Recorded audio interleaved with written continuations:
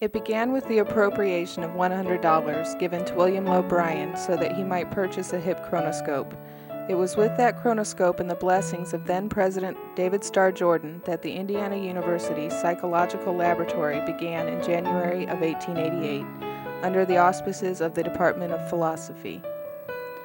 The area of psychology grew slowly until the late 1910s, at which time tremendous changes in faculty, organization, and research orientation took place as a reflection of the changes occurring field-wide. In 1919, under the leadership of Chairman William F. Book, the department's name was changed, becoming the Department of Philosophy and Psychology. With Book at the reins, the department grew from 4 to 8 faculty members, including J.R. Cantor in 1920, who later established Principia Press and the Psychological Record, and Herman H. Young in 1922, who directed the newly formed Indiana University Psychological Clinic. It was also during this time that the first PhD program in psychology was created, with 14 doctorates in 4 different areas: clinical, education and testing, learning, and comparative psychology, being granted by the end of the 1920s. Due to this continued growth and the prominence of the program as one of the leading institutions for the study of psychology, the Department of Philosophy and Psychology separated into 2 distinct entities in 1929. The arrival of World War II created a lull in activity as many faculty members left to assist in the war effort, and was compounded by the absence of a department chair. New President Herman B. Wells, however, was working diligently to plan for a resurgence of activity following the war, and urged the department to seek out a prominent research psychologist to fill the role. Acting Chair Cantor was able to persuade B.F. Skinner to take on the leadership position. The end of the war created tremendous changes within the department, as it did most departments and universities across the country. Clinical psychology flourished with the arrival of student veterans, and the department grew to include 16 faculty members to accommodate the sudden rise in student enrollment that resulted from the overall mood of the nation. Skinner left the university in 1948 and was replaced by Douglas G. Elson. Under Elson's leadership, the department faculty doubled once again and finally found its own home in 1962 with the completion of the $2 million psychology building. In less than 3 years, it would fill the building to capacity, with the faculty growing to include 40 faculty members.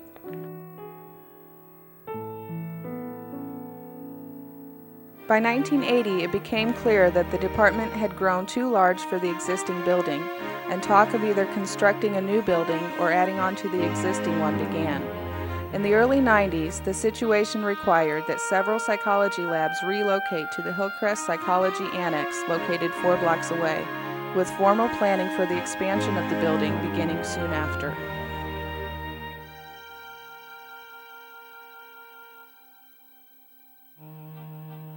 With the support of the administration and under the leadership of Department Chair Joseph Steinmetz, construction of the new structure began in October of 2000.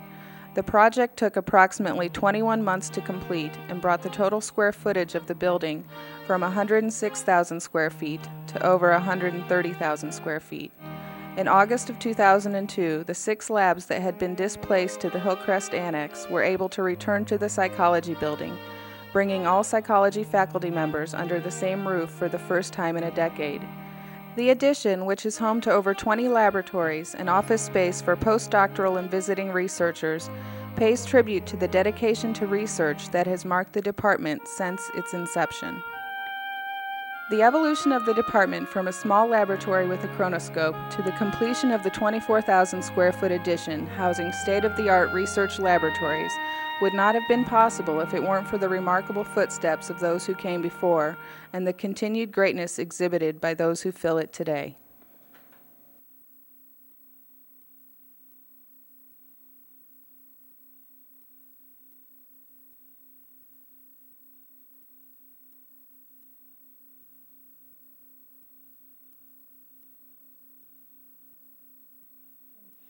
To the Department of Psychology building. This is a significant day for Indiana University and the Bloomington campus, and I'm delighted to extend a warm welcome to all of you. It's a pleasure to see so many people here today to take part in this joyous occasion. We're pleased, very pleased, that members of the trustees of Indiana University are with us for the occasion. I'd like to introduce them, ask them to stand and remain standing, and then we can all greet them as a group when the introductions are complete. First is Frederick F. Eichhorn, Jr. of Bloomington, President of the Trustees.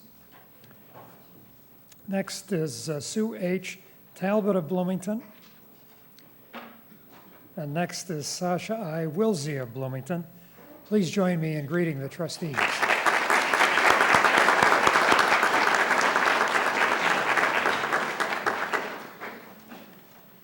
This new wing brings faculty and students back to this building after almost a decade of working in research space 4 blocks away. I'm sympathetic to those who work under the strain of scattered locations, too remote from one another to allow easy collaboration. The IUPUI campus, the IU campus known as IUPUI, where I've spent much of my career, had its academic activities in 7 different locations across the city of Indianapolis when IUPUI was established in 1969. Long before that, William Lowe Bryan, who would become president of the university in 1902, opened the Indiana University Psychological Laboratory in January of 1888. Bryan was originally a student of philosophy and wrote his thesis on ancient Greek logic, but later his interests turned to the new psychology as a way to study human nature. His interest in experimentation and other empirical techniques led to the purchase of a hip chronoscope for studies of human reaction times. He received a PhD in psychology in 1892 for a dissertation on the development of voluntary motor abilities in children. That same year, he helped organize and was one of 26 charter members of the American Psychological Association. As a psychologist, Bryan was probably best known for his classic experiments on a subject of great interest to all of us in the academy, learning. In this case, learning the Morse code. His research, published in the Psychological Review in the late 1890s, was among the first such studies to represent its data in graphical form as learning curves. Those early studies in cognitive psychology showed that people reach plateaus where there is no improvement in learning. This suggested that acquiring a complicated skill involves mastering a hierarchical series of habits. When William Lowe Bryan opened this laboratory in 1888, it was one of the nation's first. G. Stanley Hall had established one at Johns Hopkins University in 1883. William James had founded one at Harvard in 1885. The department that Bryan built at IU had a strong research emphasis. In addition, it has not been characterized strongly by any particular school of psychological thought, even though leading thinkers such as behavioral psychologist B.F. Skinner have been among the members of the faculty here. The reputation of this department up to the present day is based on broad strengths in different areas of psychological inquiry. Today, the department's graduate and undergraduate programs are consistently rated among the top programs in the country. In the last National Research Council rankings, Indiana University, the Department of Psychology, is tied at 21st nationally, where it's in stellar company with programs at the University of Chicago, Ohio State, Northwestern, and the University of North Carolina at Chapel Hill. IU's clinical psychology program, ranked as high as 7th in the Gorman Report, was one of the first in the country to receive training funds from the National Institutes of Mental Health, and currently it is one of only a handful of programs receiving grant support from NIMH for research training in clinical psychology. When Bryan became president of IU in 1902, the U.S. was entering a time when scientific and technical knowledge was expanding rapidly. There was increasing demand for professional education beyond what proprietary colleges could offer. President Bryan responded to this trend by working to establish, for example, a 4-year medical school on the Johns Hopkins model. both as a way to improve the quality of physicians' education and to bolster IU's prestige. Other schools were created thereafter, like nursing, business, music, and dentistry. In many ways, Bryan's legacy to IU was foreshadowed by what occurred on the day of his inauguration. It was a three-part celebration, including the inauguration, Founders Day, and the dedication of Lindley Hall, then named the Science Hall. It marked a new era. IU had changed from offering a single classical curriculum to offering one in which students chose a major. In that year of his inauguration, 1902, Bryan explained his vision for our university in terms of the needs of learners. He said, "What the people want is open paths from every corner of the state, through the schools, to the highest and best things which they can achieve. To make such paths, to make them open to the poorest and lead to the highest, is the mission of democracy. In training individuals for every occupation and profession, our democratic educational programs develop the whole potential capacity of the people into the whole circle of human abilities." That, friends and colleagues, is what Indiana University does. We have the best schools and innovative research across all disciplines. We have studies in the classics, in the arts, and in innovative and modern new disciplines such as informatics. And IU has made these paths to educational opportunities open to all, from across the state and across the nation and around the world, all of those who desire to develop their abilities to their fullest capacities and to achieve excellence. A major contribution to the fulfillment of this vision is made today as we dedicate this wonderful new wing to the Psychology Building, a building that itself is dedicated to the discipline that Bryan founded here at IU 115 years ago. And now it is my pleasure to introduce Sharon Stevens Brehm, a noted psychologist in her own right and chancellor of this glorious campus. Chancellor Brehm.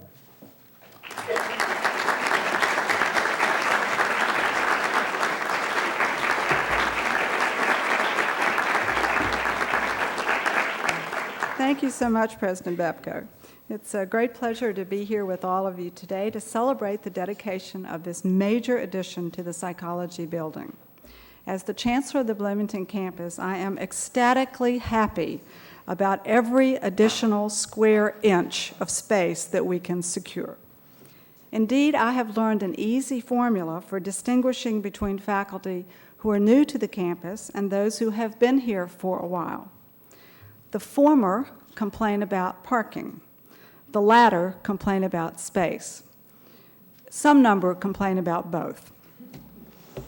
As aggravating as this parking situation is, and it is very aggravating, there is no doubt that the campus's need for space is the more urgent concern. Indeed, I would rank the need for space second only to the need for additional funding. And of course, having more of the first, namely the space, requires more of the second, namely the money. So every gain in space is a cause for joy. However, today's gain is particularly important because it responds, at least in part, to the desperate needs of one of the finest academic departments on this campus. Now, you might think that the fact that I am a professor of psychology would cloud my judgment about the quality of this department. I do confess to an enduring fascination with the discipline and great respect for the individuals in the department. But this department, as President Bepko outlined in wonderfully exquisite detail, has proved its worth a long time ago. And I am only remarking on what everyone on campus knew long before I ever set foot in Bloomington. The quality of the teaching and research done in this department occurs across an extremely broad range of inquiry. Major topic areas include animal behavior, biology and behavior, clinical science, cognitive psychology, developmental psychology, mathematical psychology, neuroscience, and last but certainly not least, social psychology. Such breadth and variety makes this department a place of intense intellectual exchange, as the faculty and their students take a multitude of theoretical perspectives on and empirical approaches to that most complex of phenomena, the behavior of our own species. In addition to the traditional breadth of approaches in psychology, this department has a particular commitment to interdisciplinary approaches to psychological science. As in many fields these days, work that bridges different disciplines or subdisciplines, concentrating on their margins, investigating their commonalities, discovering their synergies, is particularly exciting and bright with promise. There is great science and remarkable teaching going on here. And now, thanks to this addition, both can expand. With 20 new laboratories and 18 new offices, there is room for additional faculty, their students, and their research equipment. Think of this as a beehive. Busy, humming, productive. A community, a multi-individual, single organism. Now, of course, psychologists are far more individualistic than bees. Differing views on methodology, on the importance of a specific study, on the meaning of a set of data, are all commonplace in all psychology departments. But in this department, there has been total agreement on two topics. First, the dedication to the highest standards of research and teaching, and second, the crucial need for space. By whatever measure you wish to employ, the Department of Psychology at Indiana University Bloomington is one of the great psychology departments in the world, and this new addition, with its labs and offices, will make it possible for our psychology faculty to produce more of their particular kind of honey, both well-educated students and the knowledge that will change our view of humankind, and in the long run, strengthen our ability to create a more just and humane society. This is a wonderful day for psychology, and I want to thank all of those who have worked so hard to make this addition a reality and not just a dream. Thank you very much.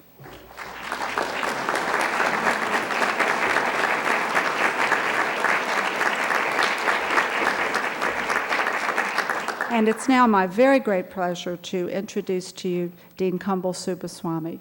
As I'm sure you know, Dean Swamy has been absolutely tireless in his effort to increase the space for the College of Arts and Sciences, and he has done a magnificent job in this and in so many other of his endeavors. We're very fortunate to have him here at IU Bloomington. Dean Subbaswamy.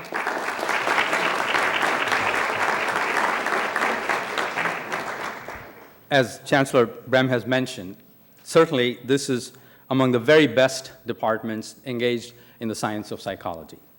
I think one particular thing, there are lots of standard measures by which you measure departments and how successful they are, but one particular factor that I'd like to emphasize is probably this is one department that engages the best and the brightest undergraduate students to a great extent in the laboratory experiments, along with the world-class psychologists that we have here.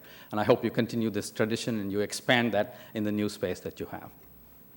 For those of you whose image of psychology is associated with bearded old men and leather couches, sorry, no offense, Joe.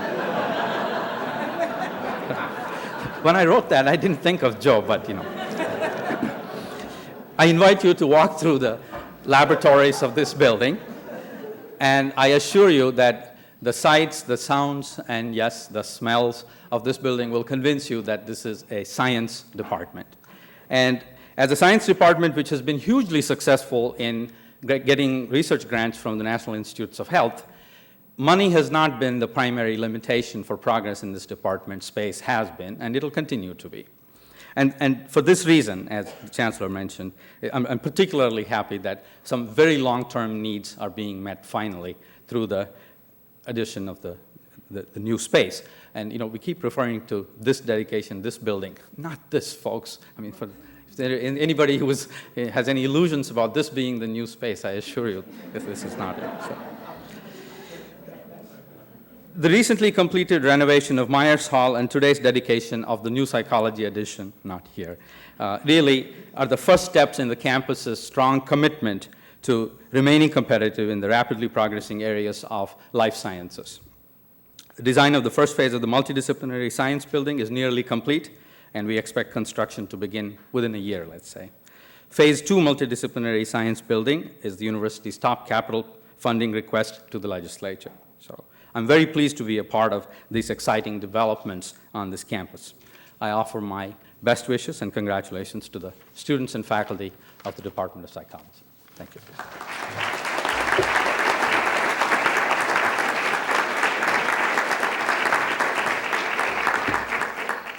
And now it is my particularly enjoyable assignment to introduce Joe Steinmetz, Chair of the Department of Psychology and Eleanor Cox Riggs Professor. Joe received his BA and MA from Central Michigan University, his PhD from Ohio University, and was a postdoctoral fellow and research associate at Stanford University. He has been at Ohio University since 1987. And in the year 2000, he received the College of Arts and Sciences Distinguished Faculty Award. An active researcher with very large grants and copious publications, Joe somehow finds the time to be chair of the psychology department. He has served as chair since 1995, and if the department, myself included, has anything to do about it, he'll serve forever. Joe is a world-class multitasker. Everything he does exceptionally well. There seems to be a fundamental rule in academia. Behind every great department, you will find a great chair. I am absolutely delighted to introduce the great chair of this great department, Joe Steinmetz, my good friend and colleague.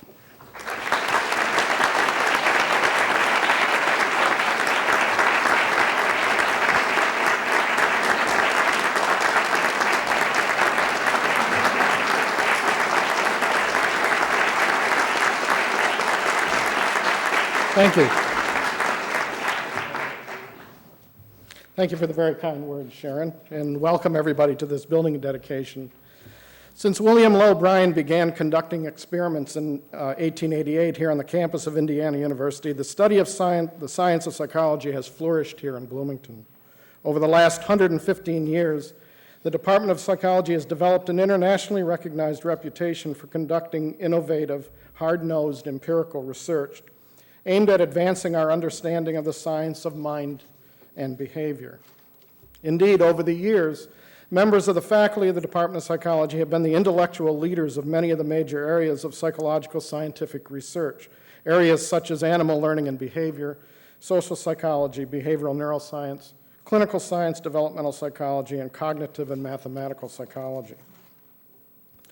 The construction of this building addition, which we dedicate today, will greatly facilitate our efforts to maintain the department's position of prominence in scientific psychology. The state-of-the-art laboratory and office space that has been added to this building will undoubtedly be the location of exciting new thinking, discussion, experimentation, and theorizing on a variety of topics within our discipline. The successful completion of this addition required the input and assistance of many individuals, a few of whom I'd like to acknowledge at this time. First, within 10 years of occupying this building in 1964, the research space was filled. Starting around 1980, Irv Saltzman, who served as department chair for nearly 20 years, began a campaign to add research space to the building. Through his efforts and lobbying, new space for the psychology department was officially recognized as the highest building priority on this campus and remained so for many years. While the addition was not funded during Irv's term as chair, he kept the idea active and alive. And I'm also pleased to tell you today that through the generosity of Dottie Saltzman and her family, Irv's contributions to the university and department have been memorialized through the placement of a bench and the planting of a tree near the main entrance of the new addition. I hope you'll take the opportunity to see this memorial while visiting or touring the building.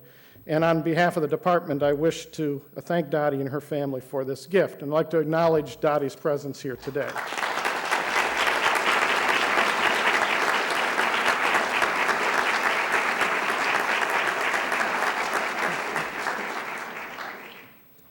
In 1994, Peggy Intons Peterson, then chair of psychology, spearheaded an effort to secure NIH funding for the construction of an addition to the building that would house psychology laboratories that were involved in cutting-edge interdisciplinary research.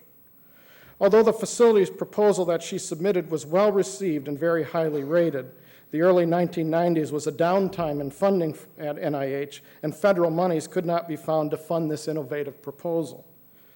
The proposal that Peggy submitted, however, launched the development of the plans and subsequent efforts that led to the building addition that now forms the north side of our psychology building. Peggy couldn't be with us today, but I want to thank her on behalf of the department. The Department of Psychology is indebted to a number of other individuals across campus who made this building a reality. I would like to recognize these people at this time. The funding of this building addition came from a joint contribution and cooperation that involved individuals representing the university, the campus, and the College of Arts and Science.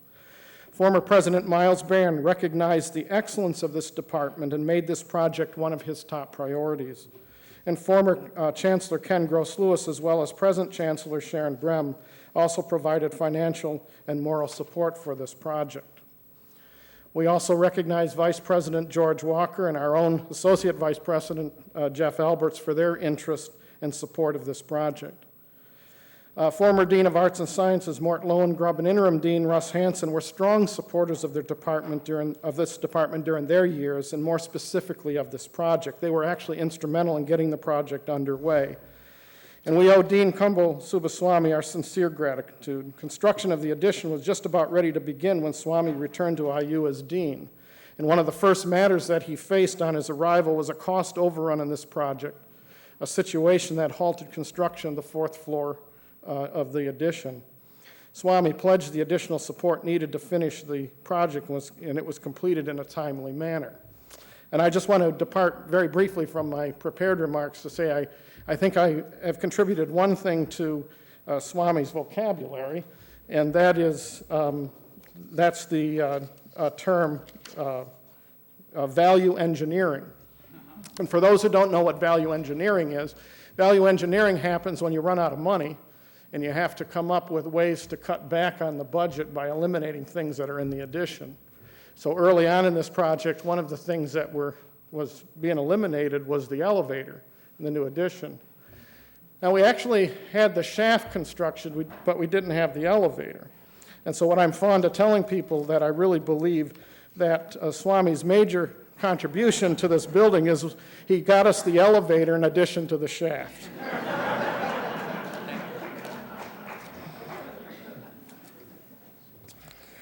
Okay, to continue. On behalf of the department, I also recognize and thank others who had enormous impact on this project. First, the architects and staffs from CSO were wonderful to work with during the design and construction phases of the projects. I want to recognize the efforts of Bob Erickson and Joe Raper in particular. Your efforts and cooperation was much appreciated. I'd like to also thank Maynard Thompson and Tom Swafford, along with Vice President Terry Claypax, who were important sources of support and advice in getting this project completed. And also Bob Meadows and Hernan Cadavid from the University Architect's Office oversaw this project from start to finish in a professional and caring manner. Finally, I'd like to acknowledge Jerry Forche, our Director of Technical Support. First, Jerry spent several years overseeing every detail of the construction of this building addition, an often thankless and tiresome task. And second, Jerry supervised a smooth move into the building using the efforts of our outstanding technical support staff, which includes Mike Bailey, Bill Freeman, Jeff Sturgeon, Dwight Hector, Nate Engel and Robert Knight, Doug Toms, and Doug Brewster. Thanks to all of you for a job well done.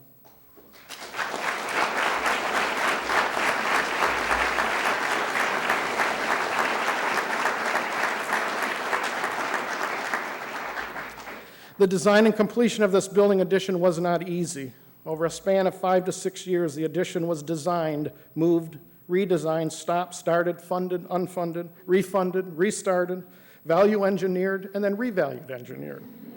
But most importantly, it was completed. The faculty and staff of the department will reap the benefits of these efforts for years to come. I'm certain that the study of the science of psychology will flourish for many years at Indiana University and will expand into new interdisciplinary research areas such as brain imaging, molecular and cognitive neuroscience, robotics, health psychology, and other new areas of study that emerge. Indeed, I believe that the addition of this new research and office space will be seen many years from now as a truly significant event in the history of this department. On behalf of my colleagues here in the Department of Psychology, I wish to extend my most heartfelt gratitude and deepest appreciation to all who made this possible. Thank you.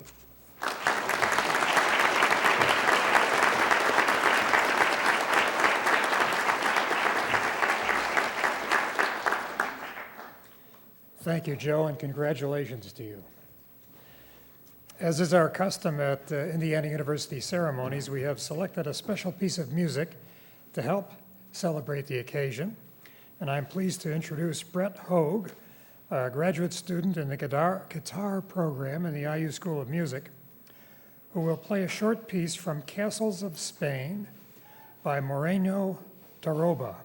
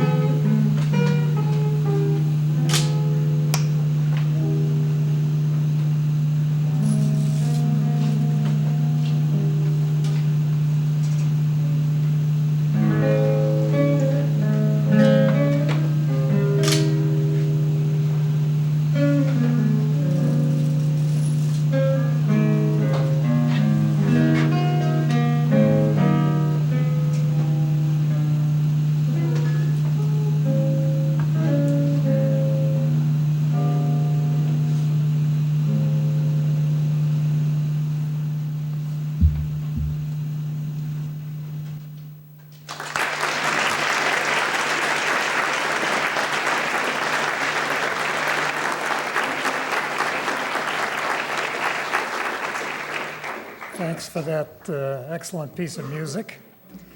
And it's now my pleasure to call upon the architect to present the Psychology Building addition.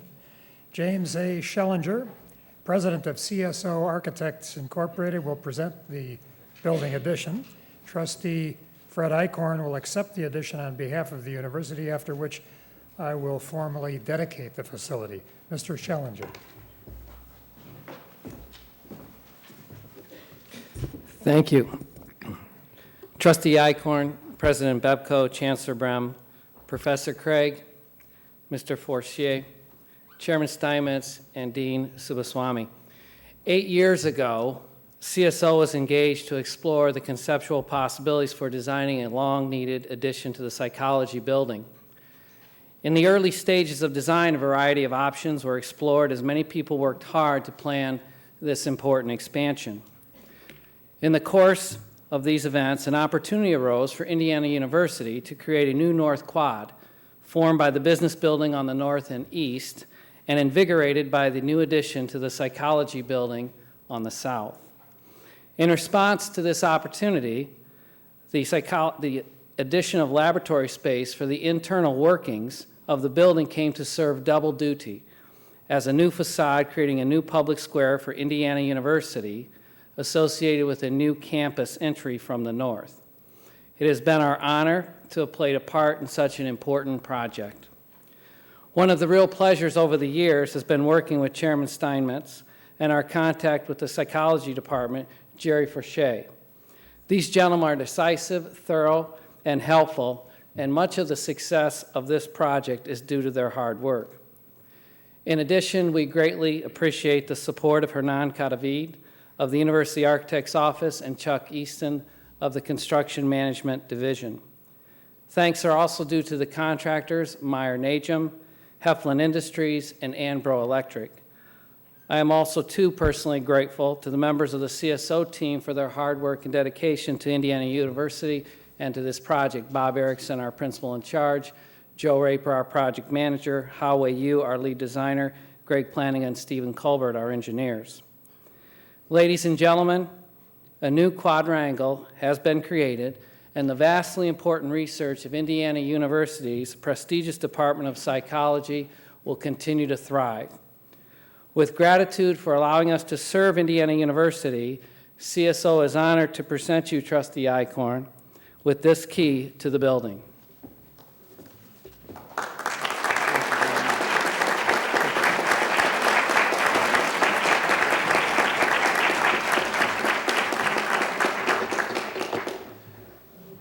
Thank you, Jim. It is with great pride and deep gratitude that I accept the Department of Psychology Building Addition on behalf of the trustees of Indiana University. The students, faculty, and staff who study, teach, perform research, and work here will find their lives enriched by the new facilities that this addition provides. Today, we celebrate what CSO architects have achieved in this facility. We salute and gratefully acknowledge all who helped in the planning, development, and building that has taken place here. Dean Subuswamy, Chairman Steinmetz, and the entire Department of Psychology staff, the IU Architect's Office, Vice President Terry Claypax, and the many fine contractors, craftsmen, and women who have completed the work. Mr. President, on behalf of the trustees, I am honored and very pleased to present you with this key to the Department of Psychology addition.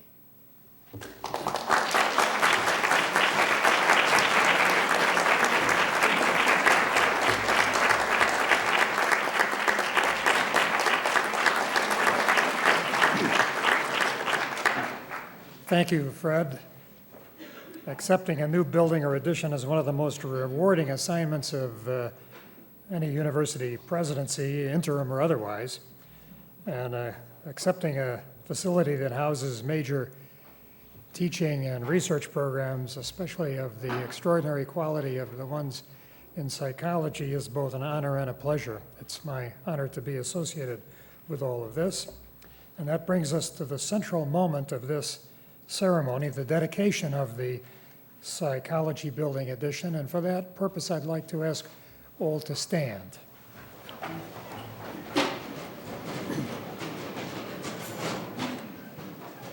By virtue of the authority vested in me by the trustees of Indiana University, I dedicate the Department of Psychology Building addition and commit it to the achievements and the challenges of new understanding.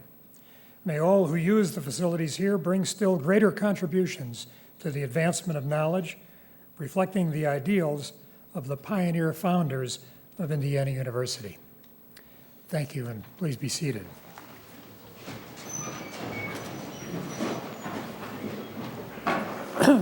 Our next speakers will make remarks on behalf of the key constituencies of this building's wonderful new addition. These are the students, the faculty, and the staff. Our first speaker is Amy Chris, a doctoral student in psychology. She'll be followed by Jerry Forshea, Director of Technical Services for the Department of Psychology, and Jerry will be followed by James Craig, Chancellor's Professor of Psychology. Each will speak without further introduction. Amy?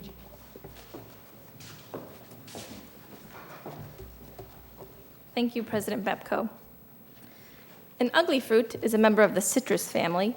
It's about the size of a grapefruit, but it's not solid and round.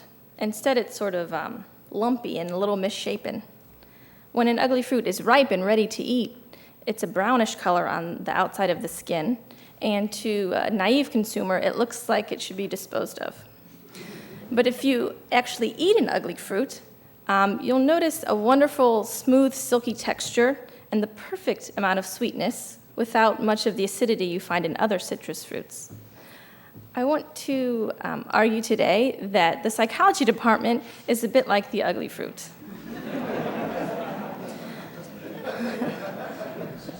You'll find old paint, typically litter-filled classrooms and outdated facilities with equipment that's older than I am. But if you venture into our core, you'll find trend-setting research, world-renowned faculty, and graduate students prepared to lead their field. Our faculty members are among the leading recipients of major awards and grants, and our graduate students are frequently awarded external fellowships. The new addition to the psychology building has brought the space in which we work up to the same high standard as the science we conduct. So this ugly fruit has sort of received a new skin.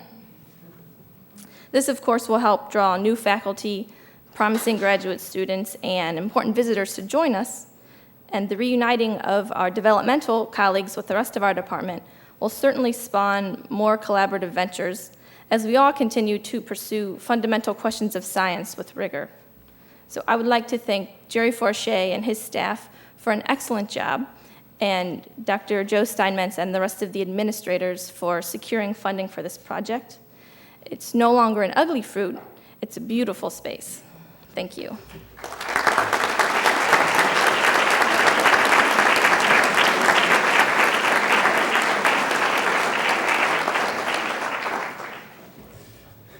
Thank you, Amy, and good afternoon, everyone. When you tour our new addition, you will be impressed by the wide, well-lit hallways, the pleasing decor, and the many numerous functional design features. When you tour the spacious and well-designed laboratories, you will also be very impressed. If you were to visit the state-of-the-art heating, cooling, and energy recovery systems in the machine rooms, you would also be very impressed. And when you see the elegant limestone exterior of our addition, its rich texture and pleasing lines, again, you can't help but be very impressed. The list of remarkable features is long, but the most impressive aspect of our addition is something that you will never see. I had the distinct privilege, representing the department, to be part of a design team of dedicated individuals that worked over a period of 4 years to make our building addition a reality. Many administrators shared our vision for creating a modern research space and worked diligently and creatively to find funding for it. The space designers from the Facilities Programming Bureau worked tirelessly with us to create a space needs statement that guided the architects. Each faculty member put extensive thought and planning into the layout and arrangement of their individual laboratory space. And for over a year, a team of talented architects and engineers toiled to design and review the building plans. This effort included architects from the IU Architects Office, engineers from IU's Engineering Services, and the outside firm of CSO. As difficult as the planning process was, it was nothing compared to the complexity of the 20-month construction period. Not only did this period see sustained contributions from all those who participated in the design, but it also included IU's construction management and, of course, the 3 primary contractors, numerous subcontractors, and literally scores of talented craftsmen. The creativity and ingenuity of this group was repeatedly challenged. When problems were encountered, the team labored together to develop and implement workable solutions. And this was a process, I can assure you, was not always easy. But wow, what a thrill it has been to participate in a building project that will now serve the life and mission of this department for the next 30, 50, perhaps even the next 100 years. And may our collective efforts be a legacy to the current and future generations of students and faculty that this new building addition will serve. Thank you.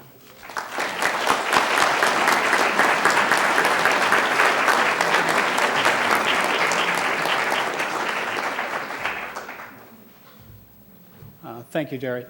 I've been asked to announce that apparently sometime during the design phase there was a concern that the first thing the psychology department would do with all the windows in back would put up aluminum foil to block out the lights and so forth. I want to assure you that that's not something we've done, at least yet. So if you go out back, the windows are still there.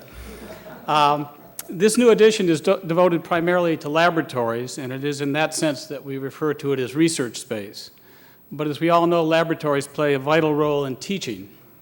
Based on the number of undergraduates who are currently working in psychology laboratories, I estimate that over the next 20 years, something like 1,500 undergraduates will receive perhaps the most significant part of their education in these laboratories. Indeed, in talking with our students, they often mention the importance of working in these laboratories. For our graduate students and postdoctoral fellows, the laboratory is, of course, the center of their education.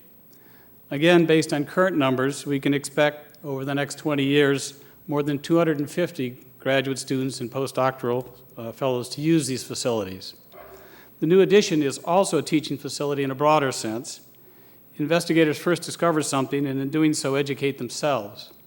Next, the work is published with the intent that the wider scientific community should learn about these results. As I tell my students, publishing the results of our research is absolutely necessary. Neither NIH nor NSF is particularly interested in my, or indeed in any individual researcher's education.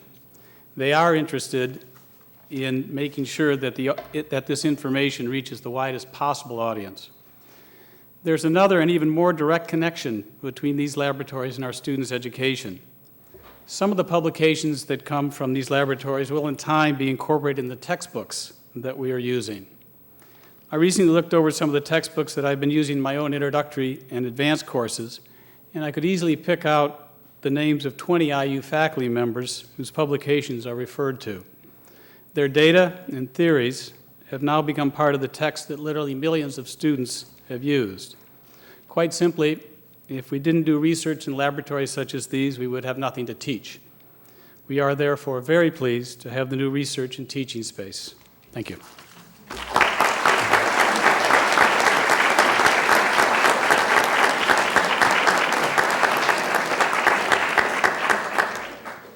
Thank you, Jim, Jerry, and Amy, for sharing your thoughts with us today. And we come now to the close of this significant day in the life of Indiana University and the Bloomington campus. I'd like to thank the Dedication Committee for its fine work in planning this ceremony. I'd like to thank Brett Hogue for his wonderful musical contributions this afternoon. Congratulations to Vice President Terry Kleipax and all the people that he coordinates in order to oversee the development of facilities for the university.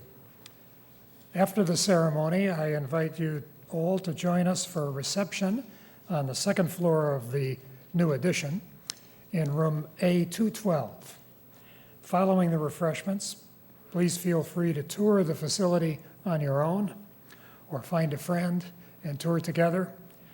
Staff and students will be stationed throughout the building to answer any questions that you may have. Thanks once again for being a part of this wonderful occasion.